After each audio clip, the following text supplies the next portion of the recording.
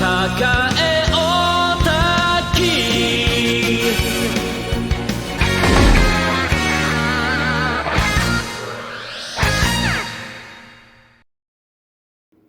Mapinguari é um monstro do folclore amazonense.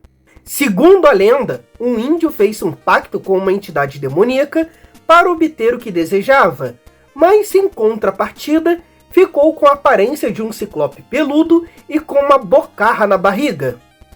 Decidido a defender a floresta, Mapinguari irá proteger a floresta amazônica de qualquer um que fizer mal a ela. Apesar da aparência monstruosa, Mapinguari se assemelha um pouco ao Curupira, estando mais próximo de um anti-herói, protegendo a floresta da sua maneira, e não da maneira boazinha e super-heróica dos super-heróis americanos. Mapinguari, que também dá nome a este quadrinho de Gabriel Góes e André Miranda, a princípio parece ser um quadrinho sobre homem versus ser sobrenatural. E isso passa realmente essa impressão por conta dessa capa mais escura, umas primeiras páginas que tem um tom bem avermelhado e se passa num pesadelo, do protagonista saindo da cidade grande para ir para o interior da floresta e, esse nome do monstro dá tudo a entender que é um quadrinho de suspense e terror. Mas eu já te adianto aqui que não. Esse, na verdade, é um quadrinho sobre drama familiar e meio ambiente. E apesar do spoiler um pouquinho pesado, na verdade o Mapinguari nem aparece. Na verdade ele até aparece, muito pouco, mas o monstro aqui mesmo é outra coisa. Na história, acompanhamos José, um rapaz na beira dos seus 30 anos que está voltando para sua casa depois de muito tempo.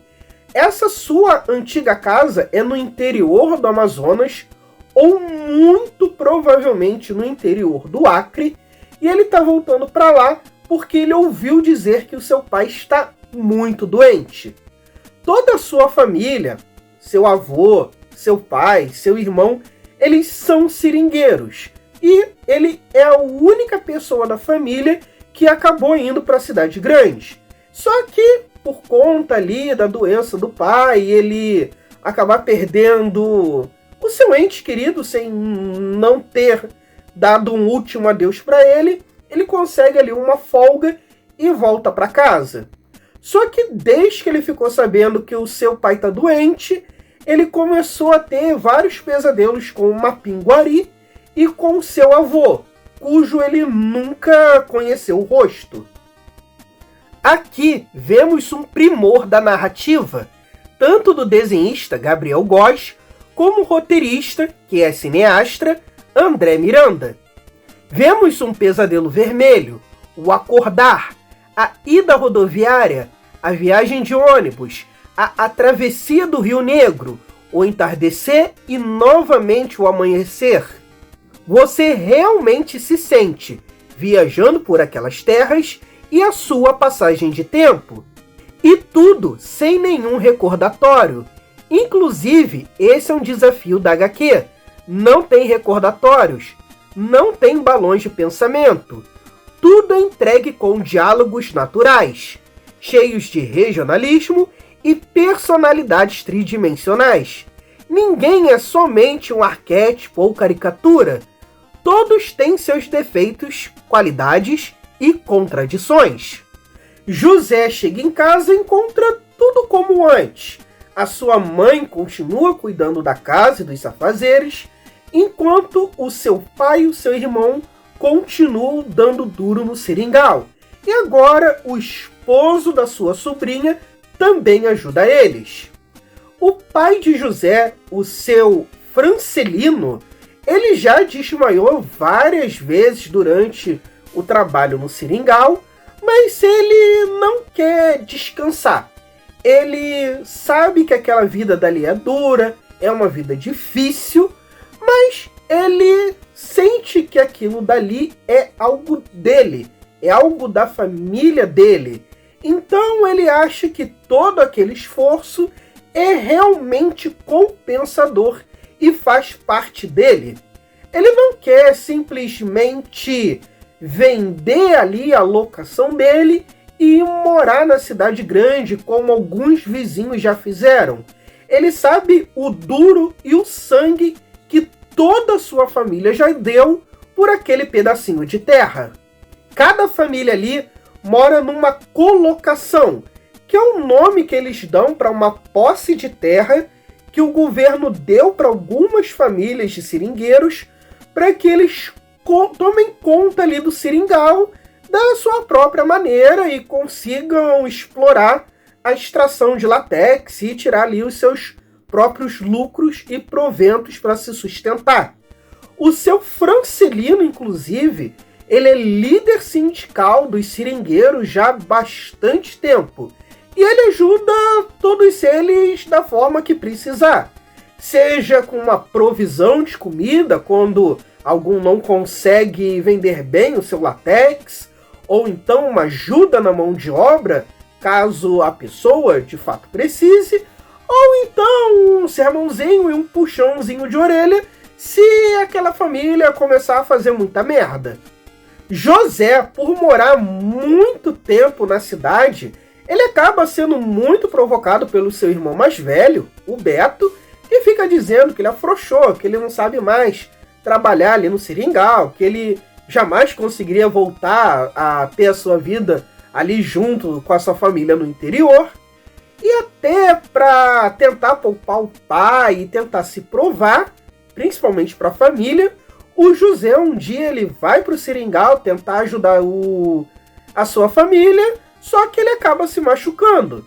Porque assim, se você não tem a técnica, não tem o jeito, não tem o calo na mão, tu vai acabar se machucando e vai acabar atrapalhando mais as pessoas do que um idoso que tá doente, mas que tem as manhas. Após uma briga com a família, o José acaba resolvendo dar um passeio na cidade grande para esvaziar um pouquinho a cabeça. Só que nessa, o pai dele acaba passando mal ali em mais um dia normal de trabalho e acaba vindo a falecer. Depois do enterro, o José ele resolve ir visitar um pajé para que ele consiga entender por que ele está sonhando tanto com Mapinguari e tanto com o seu avô que ele nunca conheceu o rosto, sabe? O pajé atual não conheceu o avô do José, só que o pajé anterior, sim, conhece o avô do José e toda a história da família dele. E isso não é problema. O pajé atual incorpora o pajé antigo e conta toda a história da trajetória da família do José para ele. O avô de José foi uma das pessoas que foram para o Amazonas e para o Acre no projeto que o Brasil chamou de Soldados da Borracha, em que daria um pedaço de terra e condições de trabalhos para pessoas se extraírem látex durante os esforços da Segunda Guerra Mundial. Porém, logo o governo brasileiro os deixou de lado, à própria sorte, deixando que muitos fossem escravizados por fazendeiros e grileiros locais. E a máxima era aquela: você não é um escravo, só tá me devendo uma fortuna por conta de um prato de comida e um lugar que eu te dei para dormir. Quando você terminar de pagar tudo, você tá livre para ir embora. Agora, se você tentar fugir, você pode ter certeza que vai ser morto. Essa realidade durou muitos anos e não é muito presente nos livros de história do Brasil.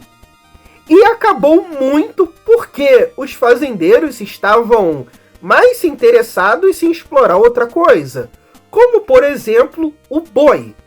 E também por conta dos sindicatos. Mas eu falo disso mais lá pra frente no vídeo. O avô de José sequer chegou a conhecer o seu filho, Francelino. A criação ficou por conta de Rita, uma adolescente que havia casado e engravidado de Francelino, e que não iria se submeter à escravidão ou a nenhum homem, já que seu marido morreu. Aquela terra prometida seria agora dela. E se ela, uma mulher pequena, tivesse que trabalhar no seringal, ela o faria, mais do que qualquer um homem. Por conta do seu comportamento agressivo, ganhou o apelido de Rita, a Louca. Apelido que gostava, pois se espantava os abusadinhos. Inclusive, para mim, ela é o primeiro mapinguari da história, uma protetora da floresta, feroz e que matará caso precise. Inclusive, ela assassina um assediador, e tal brutalidade fez com que todos pensassem ser obra de uma criatura mística. Foi ela que conseguiu a posse daquelas terras, tanto para sua família quanto para outras famílias que trabalhavam no seringal. Isso após a partida do fazendeiro com o sobrenome gringo que escravizava todo aquele povo. Após a morte de Francelino, um sítio local acaba pegando fogo, queimando toda a plantação de seringal e até mesmo a casa da família que ali morava. A suspeita era clara. Só poderia ter sido um fazendeiro ou algum grileiro que fez algum incêndio criminoso para comprar aquelas terras mais baratas. Afinal, o Francelino tinha acabado de morrer e, com isso, o sindicato perdeu força. Então era a hora perfeita para algum grileiro, algum fazendeiro muito endinheirado chegar ali e comprar boa parte da região e dominar o local. Com o sindicato enfraquecido, eles acabam nomeando o Beto como líder sindical e durante ali a conversa e a reunião, eles acabam descobrindo que na verdade não foi um incêndio criminoso. As pessoas que moravam ali naquela posse que acabou pegando fogo, na verdade eles tentaram fazer uma queimada controlada para, aparar o mato, só que aquilo acabou saindo do controle, acabou pegando fogo em tudo, destruiu a casa, eles perderam tudo, e então Beto, comovido com isso e sendo líder sindical, ele acaba brigando aquela família dentro da sua própria casa. Mesmo que a sua casa seja pequena, eles não sejam nenhum rico e que a sua filha ainda está grávida, prestes a ter um bebê. Nessa parte da história, a gente confirma uma suspeita nossa. O José, ele trabalha na cidade grande como comprador de terrenos. Ele não faz nada ilegal, tá? Ele vai em lugares de posses de terra e oferece uma grande quantidade de dinheiro para aquelas pessoas, pro caso delas, quererem se mudar para a cidade grande, ficar mais perto da sua família, mais perto de hospitais, não precisar mais trabalhar duro no seringal e poder descansar, poder recomeçar sua vida de forma mais fácil. Só que depois dele passar esse tempo com a família, conversar com vizinhos, se conhecer as raízes da sua família e tudo que sua avó e o seu avô passaram, ele começa a se questionar se aquilo que ele está fazendo não é imoral. Ele sabe que não é desonesto. Ele não começa nenhum incêndio criminoso e nem aponta arma na cara de ninguém. Mas ele começa a ver que, por mais que ele esteja tentando ajudar ali as pessoas, ele está percebendo que ele não está fazendo a coisa certa. Nisso, ele acaba visitando o Deto, um antigo vizinho da família que vendeu as suas posses há mais ou menos um ano e que agora mora na cidade grande junto com suas filhas, e que ele pôde se aposentar. Só que Detto acaba relatando que a vida na cidade tá difícil.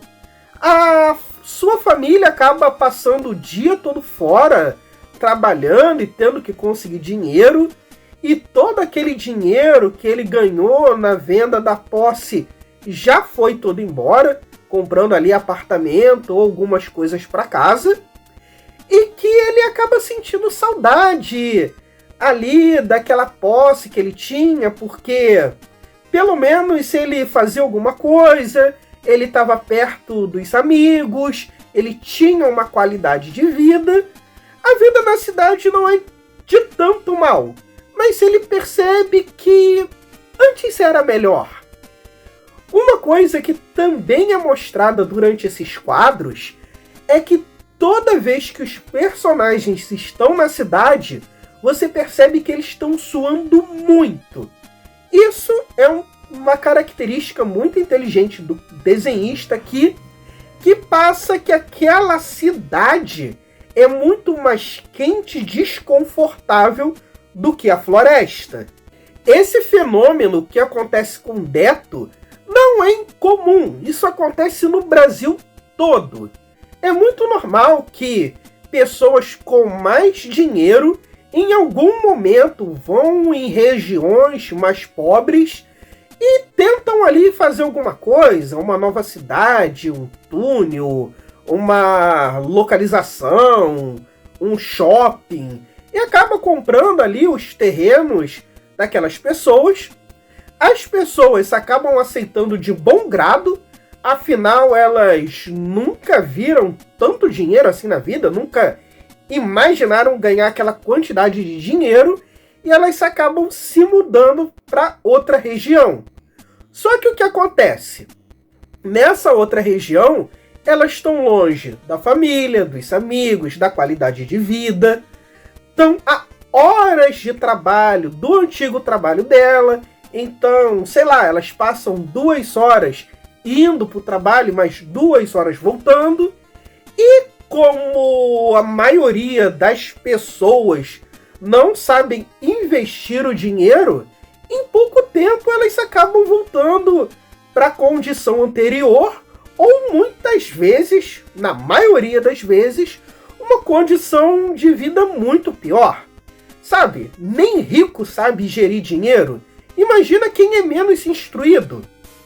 Isso acontece no Brasil todo. Aqui no Rio de Janeiro acontece principalmente em comunidades próximas à praia.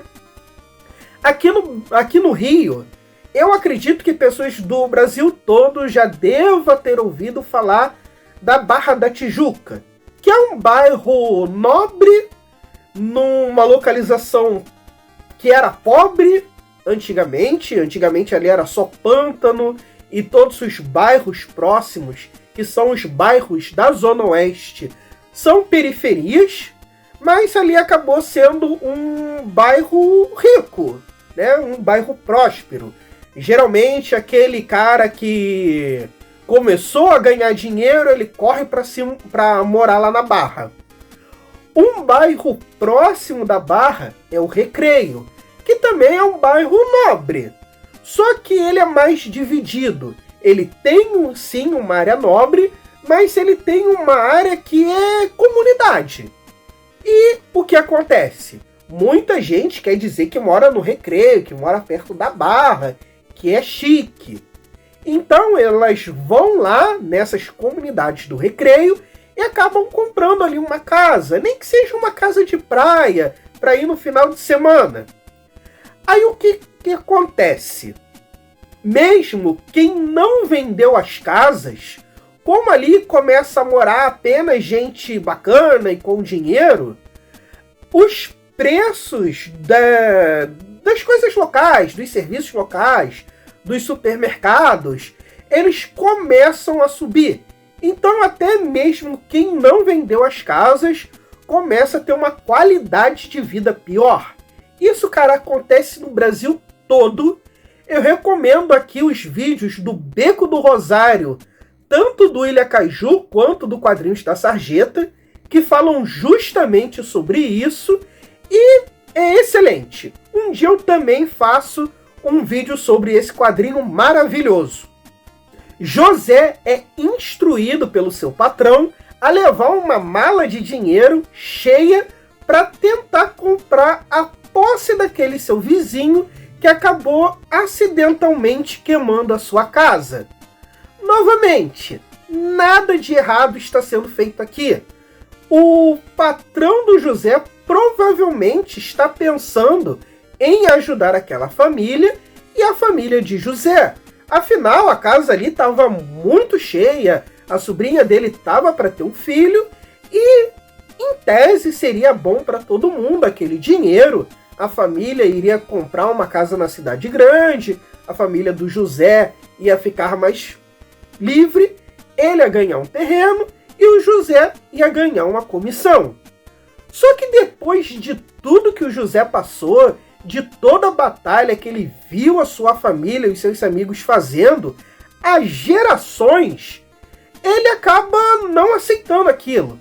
Ele acaba pedindo demissão e indo morar lá no Seringal e tentar reconstruir ali a casa daquela família e a trabalhar no Seringal e preservar ali toda aquela mata.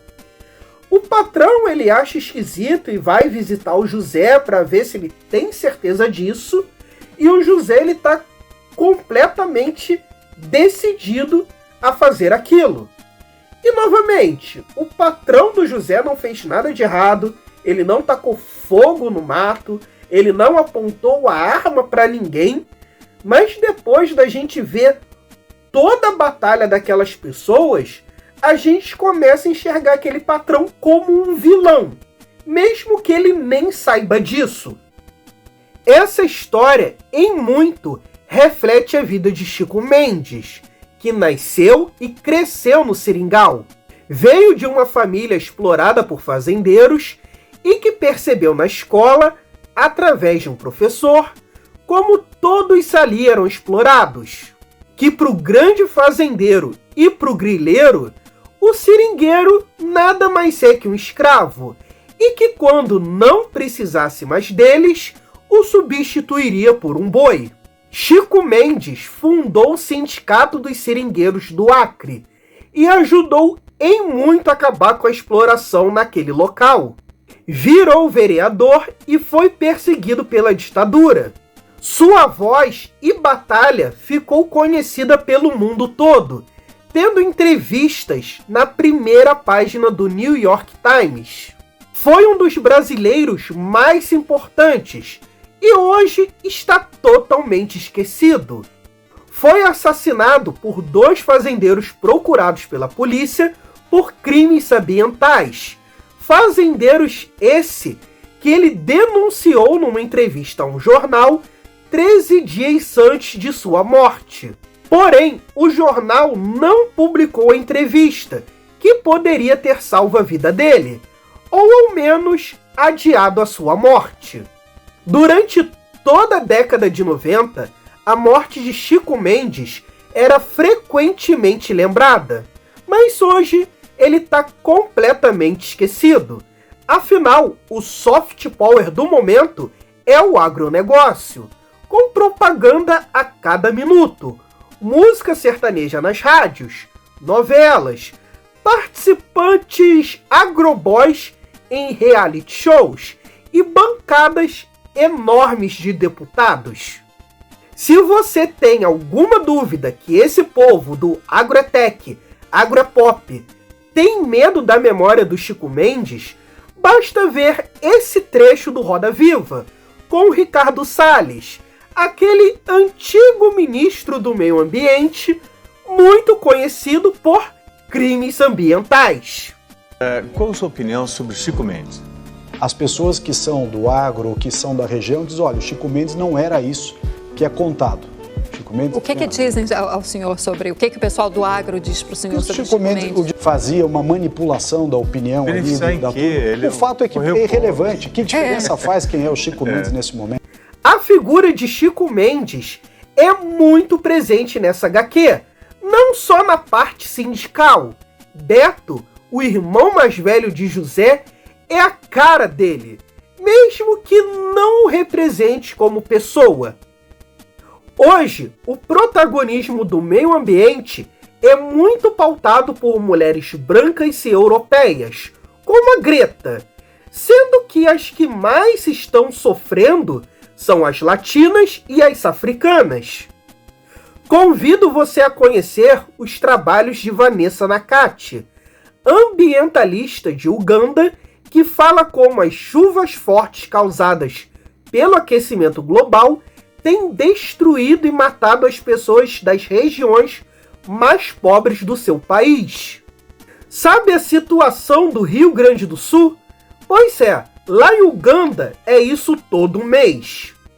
Ela é a segunda ambientalista mais importante do mundo, mas aqui, por conta do soft power do agronegócio, a gente nunca ouve falar dela.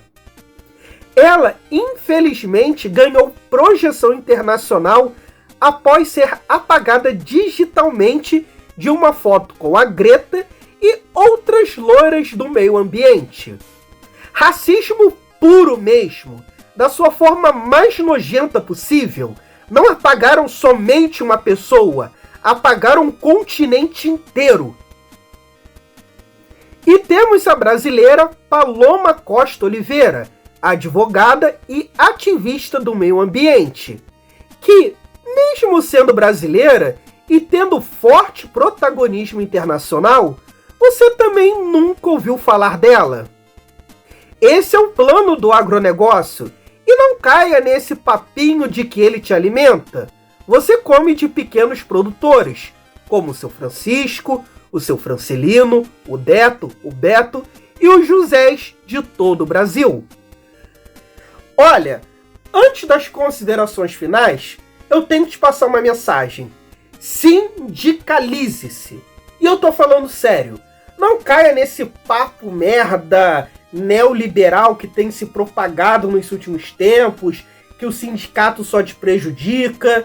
Cara, isso é de uma ignorância tão grande, mas tão grande. Se não fossem os sindicatos, meu amigo, você não tinha folga, você não tinha final de semana, você não tinha férias, você não tinha 13º, e se você fosse mulher, você nem ia estar trabalhando. Então, parem com essa palhaçada. O sindicato é muito importante e a gente se reunir como trabalhador e buscar melhores condições de trabalho é o que a gente tem que fazer. Eu, na verdade, sou de uma esquerda sindicalista. Aqui no YouTube a gente brinca muito com comunismo e etc. Por conta de toda aquela papagaiada bolsonarista que ganhou muita força. Mas eu sou de uma esquerda sindicalista. Para mim, a gente tem que se reunir com o sindicato e lutar por melhores condições. Inclusive, eu sou apoiador do fim da jornada 6x1, porque isso é basicamente uma escravidão moderna. Você não tem tempo de resolver suas coisas e basicamente o seu dia de descanso é só o seu dia de dormir. Você se sente, sabe, só vivendo na função de trabalhar. Você passa boa parte do seu dia indo e voltando do trabalho, no trabalho e dormindo para tentar recuperar as forças para trabalhar no dia seguinte. E no seu dia de folga você tá hiper cansado. E ou você dorme, ou então você faz loucuras, gasta um dinheirão, vai na balada, gasta o que não precisa. Então, velho, essa é uma pauta que tá ganhando um pouquinho de força nas redes. Tem um deputado que tá com uma petição online que já passou de 1 milhão de assinaturas. Vão atrás disso, gente. A gente tem que conseguir pelo menos isso. Ah, mas a gente tem que derrubar a classe burguesa e pipipi papapá. Cara, isso é pouco material. Você se sindicalizar, fortalecer o sindicato e conseguir os seus direitos como trabalhador, isso é muito mais material. E ai meu Deus, o sindicato tá vivendo com o meu dinheiro. Porra, parceiro, é um dia de trabalho que você tem que pagar do ano inteiro. Inteiro. Ah, mas se eu mudei de empresa 10 vezes no ano, dane-se. Aquele único dia pago vale para o ano inteiro. Para eles garantirem aumento do seu salário, suas férias, dia de folga no dia da sua profissão.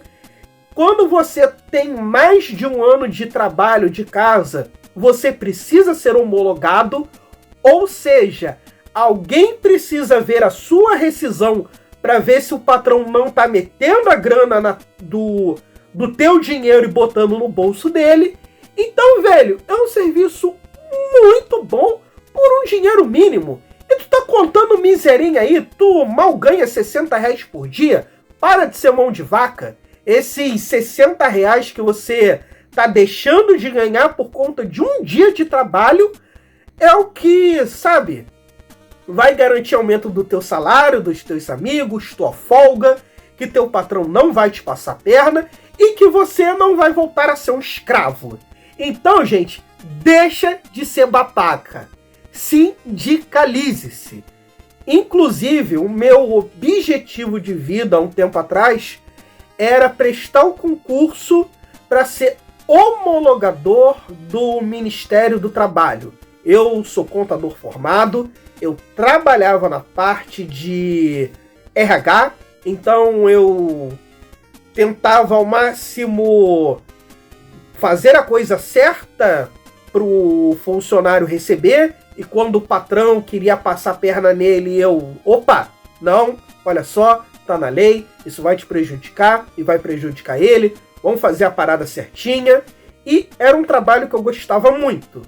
Só que graças ao Temer, lá em 2017, ele basicamente assassinou a CLT, então todo o meu conhecimento quase que foi por água abaixo. Hoje em dia todo mundo é contratado por MEI, por contrato, o pessoal fica sendo mandado e desmandado embora toda hora. A parada ficou muito flexível, porque é a palavra que eles gostam de usar, mas na verdade você só perdeu os seus direitos. Você agora dificilmente vai conseguir 13º, férias. Se você se machucar, você tá ferrado. Você vai ficar aí nesse período machucado ou doente sem receber um centavo, a não ser que você esteja pagando MEI em dia. Aí, se você estiver pagando MEI em dia durante um ano, você tem direito a um salário mínimo para ficar em casa, sendo que a maioria trabalha para ganhar mais do que isso. Essa realidade é tão grande que, por exemplo, eu trabalho, mas eu não tenho carteira assinada. E eu fico bolado com isso. E bom, gente, é isso. Espalhe a palavra, manda esse vídeo para 5 pessoas. Não é esquema de pirâmide, é marketing multinível. Curtam, comente, compartilha. Seja membro aqui do canal por R$ 7,99. Compre qualquer besteira no nosso link da Amazon. Pode ser um vibrador Congo desse tamanho. Mas recomendo demais. Vai atrás desse quadrinho aqui que vocês não vão se arrepender. É isso aí. Até a próxima.